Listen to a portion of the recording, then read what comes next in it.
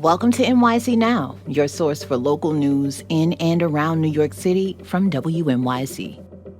It's Tuesday, May 13th. Here's the midday news from Michael Hill. Public school parents can vote for representatives on their community education councils until midnight tonight. WNYC's Jessica Gould has more. The community education councils are mostly advisory, with some power over school zoning. But several councils have become engulfed in culture war controversies, like trans kids in sports and the Israel-Gaza war. Those controversies are motivating more candidates to challenge incumbents this year. The elections cover 32 school districts and citywide boards for high schools and special education. Parents can vote online using their New York City Public Schools account. Community groups are circulating voter guides with candidates' positions on the issues. Results will be announced in June. A federal judge is placing the jails on Rikers Island under the control of an independent receiver. The judge says the so-called remediation manager will be expected to work in collaboration with the City Department of Correction to improve conditions in the jails. The city is supposed to close the jails on Rikers by 2027, but is well behind schedule. Correction officials say 5 people died on Rikers through early April. WNYC is reaching out to the Adams administration for comment. Perhaps fittingly, the New York Jets are flying across the pond to the United Kingdom this season. The NFL says the Jets will be one of the teams playing in international games this year. It's a recent initiative by the league to promote American football overseas. Gang Green will play the Denver Broncos on Sunday, October 12th in London at Tottenham Hotspur Stadium. Here's our forecast. A 50-50 chance of late afternoon or afternoon showers, cloudy and 73. Stick around. There's more to come.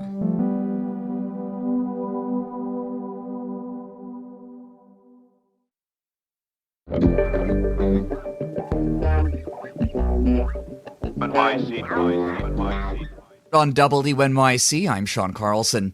New York City's Parks Commissioner Sue Donahue is stepping down at the end of the month after leading the city's Parks Department since the start of Mayor Adams' administration. She joins us now to talk about her tenure and what's next for her. Commissioner, thanks so much for coming back. Thank you, Sean. Good to be here. What do you hope your legacy will be in this position? You know, Sean, I hope that it'll be a legacy of raising awareness for the importance of our parks and open spaces, how vital they are to New Yorkers. I came into this job right at the end of the pandemic, and I was so focused on making sure that people remembered how important their parks were during that time, and that they are still incredibly important for the health and the resiliency and, frankly, the livability of New York City. You know, one of the things that we've talked about in the conversations we've had on this program is that the Parks Department negotiated the first contract changes in 40 years with the lifeguard union under your leadership. That allowed the city to regain control over lifeguard training during a time of lifeguard shortages in the city and around the country, for that matter. Can you talk more about the challenges you faced during that process and ultimately what made it a success? Yes, thank you, Sean, for raising that. And that is certainly a very important part of my legacy and the work we were able to accomplish. You know, we have struggled, and I came into this role struggling with a national lifeguard shortage. And we knew that access to our pools and beaches was so critical to New Yorkers. And in order for us to really rebuild that lifeguard corps, and we really needed to renegotiate that contract. And it was a concerted effort by myself, with this administration, with our Office of Labor Relations, to say we are going to sit down and we're going to negotiate. We're going to get to a point where we have more involvement, authority, control over what happens both on the decks and the training and the recruitment process. And that's what we did. Our renegotiated contract allows for us to create a management structure that makes sure that we are involved in every step of the way. And we were able to negotiate a $22 salary with a $1,000 retention bonus. So a lot of very specific things that makes it as attractive as possible to be a New York City lifeguard, and changes, I believe, that are going to be felt for years to come because we'll have much more control over the process. Were there any goals that you had hoped to achieve as Parks Commissioner that you weren't able to? And can you talk about some of the barriers there? I think that it's always hard. There's so many things, or the big sprawling agency like the Parks Department is now over a $10 billion budget, $660 million operating budget. There are so many things coming in that you want to do, that you're focused on. You want to increase access and equity for all New Yorkers. You want to make sure that we're building the health and resiliency of the city. You want to make sure that we are creating parks that are as welcoming and accessible as possible.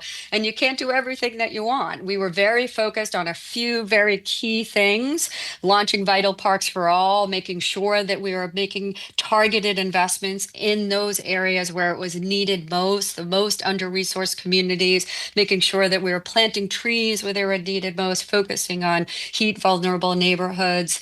I'm very proud of all we were able to accomplish, but with 30,000 acres of parkland, 14% of the city's land mass, there's always so much more that you want to do, but I'm incredibly proud of what we did accomplish, including, what we talked about, the renegotiating the lifeguard contract, really getting done some key things that hadn't happened in many, many years. What motivated your decision to step down? I think, Sean, anybody who's worked in public service knows that these are very difficult jobs, and especially working at somewhere like the Parks Department. I have loved it. It has been an incredible privilege, but it is a 24/7 job. And I just really felt like I needed to take time off from that, really rest and restore and contemplate my next chapter. I have been in city government and in the parks world really for almost 15 years. And it's been an extraordinary opportunity, but I really felt it was time for me to move on. There were steep budget cuts from Mayor Adams' administration during your tenure. Some of those were partially restored. But given that, did the budget have anything to do with your decision to leave?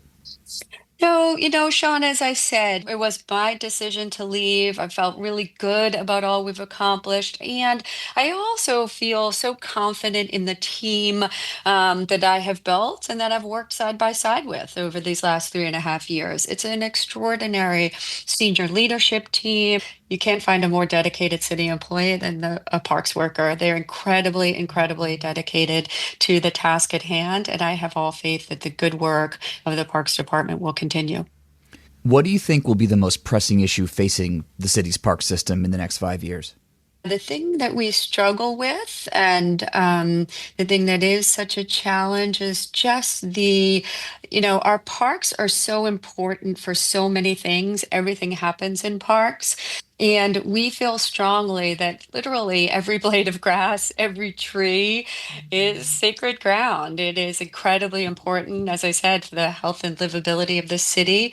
But there are often lots of competing forces, from development, from encroachment, large events, so many things that people want to do and have on parkland. But we've got to consider, that we've got to make sure that there's an understanding that our parkland is precious. It needs to be maintained, and that is critical for New York City and the livability of New York City residents. So it is that kind of, how do we make sure that we're prioritizing the various needs of the city, whether it be for affordability, for more housing, with what so complements livability of the city, which is for New Yorkers to have that vital green space for active recreation, for solace, for respite.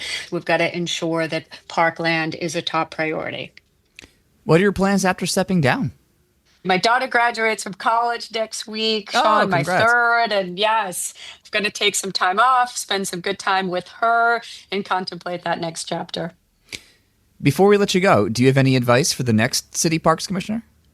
I would say enjoy every minute. It's an incredibly important agency for the city. I say all the time to my staff, there are very few jobs that you can do where you can say that 8.5 million New Yorkers are living a better life because of the work that you do. So I'd say appreciate the importance of the role, understand that it is challenging, but that our parks are absolutely vital to New York City. That was New York City's Park Commissioner, Sue Donahue. Commissioner, thanks so much for joining us. Good luck on your next chapter. Thanks so much, Sean. Really appreciate it.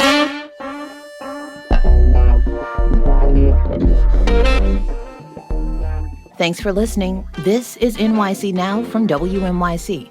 Check us out for updates every weekday, 3 times a day for the latest news headlines and occasional deep dives. And subscribe wherever you get your podcasts.